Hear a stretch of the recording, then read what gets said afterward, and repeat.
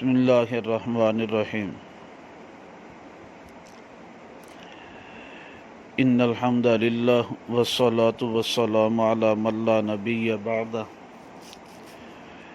عقیدہ ختم نبوت کے بارے میں حدیث نمبر 118 بیان کی جا رہی ہے۔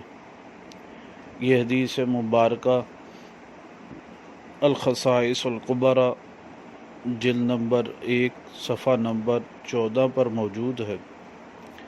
حضرت جابر رضی اللہ تعالیٰ عنہ راوی ہیں، فرماتے ہیں بین کتفی آدم مکتوب محمد الرسول اللہ خاتم النبیین، کہ حضرت جابر رضی اللہ تعالیٰ عنہ فرماتے ہیں کہ حضرت آدم علیہ السلام کے دو کندھوں کے درمیان لکھا ہوا تھا محمد الرسول اللہ خاتم النبیین، جو ہیں کہ محمد صلی اللہ علیہ وسلم اللہ کے رسول ہیں، خاتم النبیین ہیں۔